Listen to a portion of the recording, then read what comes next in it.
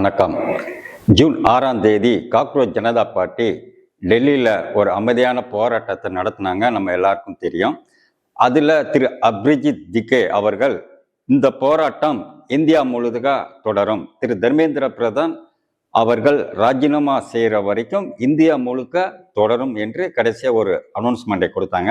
அதன் பிரகாரம் நேற்று 11ஆம் தேதி மாலை 4 மணிக்கு பூனே திரு சாவித்ரிபாய் புலே என்கிற பல்கலைக்கழகத்தில் இந்த போராட்டம் அமைதியாக நடைபெற்றது. இந்த சாவித்ரிபாய் புலே பல்கலைக்கழகத்தின் முன்னாள் மாணவர் தான் இந்த அபிஜித் திகே அவர்கள். ஸோ அவருக்கு எளிதாக அனுமதியும் கிடைத்தது.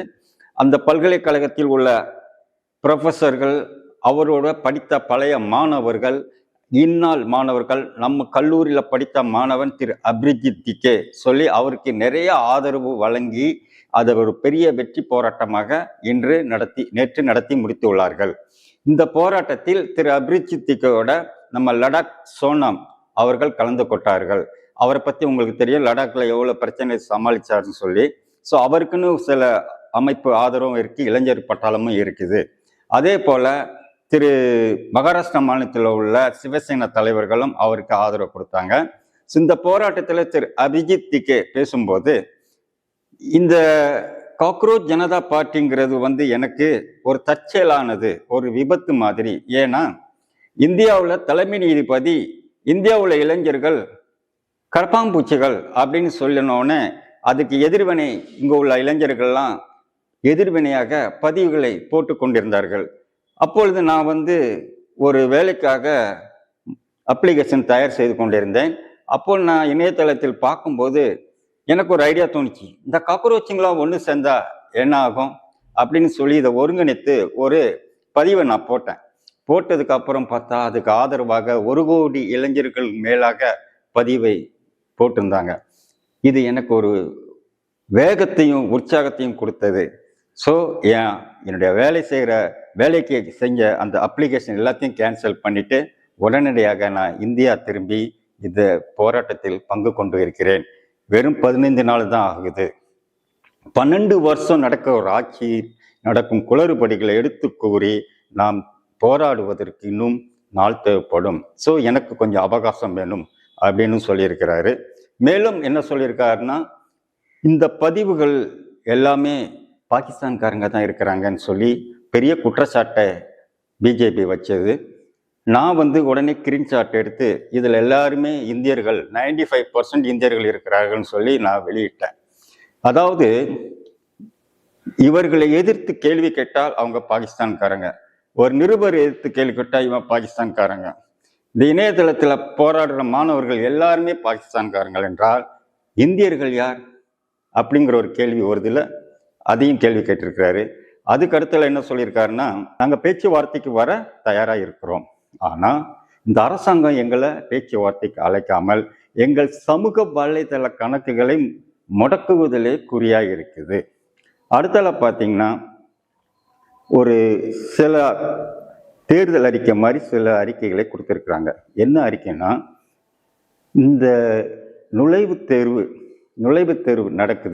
நடக்கும்போது இந்த மாணவன் அதுக்காக படிக்கிறாங்க. படிச்சுட்டு அது பக்கத்து ஊர்லேயோ பக்கத்து மாநிலத்திலேயோ எங்கே நடக்குது, அதுக்காக செலவு செய்து டிக்கெட் போட்டு ரயிலில் ஏறி அவன் அங்கே போய் ஒரு இடத்துல தங்கி இந்த தேர்வு எழுதுகிறான்.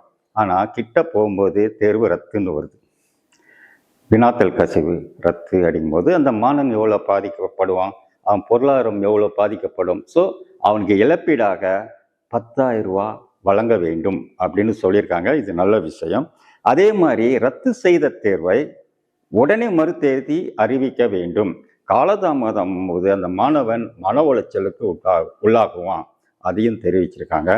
அதே மாதிரி இந்த டிஜிட்டல் முறையில் பேப்பர் கரெக்ஷனை இனி வேண்டாம். இந்த டிஜிட்டல் முறையில் பண்ணும்போது தானே குளறுபடி நடக்குது. முன்னாடி எப்படி மாணவர்களுடைய பேப்பரை ஆசிரியர்கள் வாங்கி அதை டைரெக்டாக திருத்துவாங்களோ அதே மாதிரி திருத்தட்டும். இந்த கம்ப்யூட்டரில் ஏற்றி அதில் திருத்துகிற பழக்கம் வேண்டாம், அப்போ குளறுபடிகள் குறையும் அப்படின்னு சொல்லியிருக்கிறாங்க. இதை மாதிரி அடுக்கடுக்காக நிறைய பாயிண்ட்ஸ் சொல்லியிருக்கிறாங்க. அதே போல் அந்த சோனம் அவர்கள் பேசும்போது, இந்த மாணவர்களுக்கு அரசாங்கம் செய்த தவறுகளை ஒத்துக்கொள்ள வேண்டும். இந்த நீட்டு தேர்வு கசிவு, அது போல சிபிஎஸ்சி நடந்த குளறுபடிகள், இதெல்லாம் தவறு, நாங்கள் திருத்திக்கிறோம் சொல்லி அதை ஒத்துக்கொள்ள வேண்டும். ஏன்னா அதற்கான விலையை மாணவர்கள் கொடுத்து கொண்டு இருக்கிறார்கள் என்று வருத்தத்துடன் பதிவு செஞ்சிருக்கிறாங்க. சில சிவசேனா தலைவர்களும் ஆதரவு தெரிவிச்சிருக்கிறாங்க. அதே மாதிரி திரு அபிஜித் மேலும் பேசும்போது, இந்த போராட்டமானது இதோடு நின்று விடாது. இன்று நாங்கள் இந்த போராட்டத்தை அடுத்த லெவலுக்கு நாங்கள் கொண்டு போக இருக்கிறோம். இந்தியாவில் பல மாநிலங்கள், பல நகரங்களில் இதை முன்னெடுத்து செல்ல இருக்கிறோம்.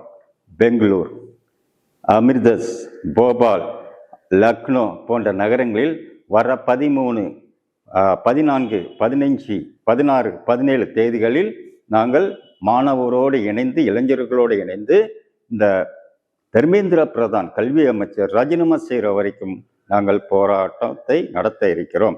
இதுக்கு முடிவு வர 20ஆம் தேதி. எந்த ஜந்தர் மந்தரில் நாங்கள் 6ஆம் தேதி ஒன்று கூடி போராடணுமோ அதே ஜந்தர் மந்தரில் மீண்டும் நாங்கள் கூடி போராட்டத்தை தொடங்க போகிறோம். இந்த போராட்டத்தில் இந்தியா முழுக்க இருந்து மாணவர்கள், இளைஞர்கள் கலந்து கொள்வார்கள். இது தொடர் போராட்டமாக இருக்கும். அதாவது மாணவர்களும் இளைஞர்களும் தர்மேந்திர பிரதான் ராஜினாமா செய்கிற வரைக்கும் இந்த போராட்டம் நடைபெறும் என்றும் சொல்லியிருக்கிறாங்க. ஸோ இந்த போராட்டத்தில் அதாவது பூனேயில் நடந்த போராட்டத்தின் சில விஷயங்களை நான் சொல்லியிருக்கேன். இன்னும் இருக்கும், நிறையா இருக்கும், அதுக்குள்ளே போகல, சில சொல்லியிருக்கேன். இது அடுத்த கட்ட நகர்வு மெதுவாக நடந்து போகும்போது இது ஒரு வலிமையான அமைப்பாக இது மேலோங்கி செல்லும். கண்டிப்பாக வர நாட்களில் இதை பார்ப்போம். நன்றி, வணக்கம்.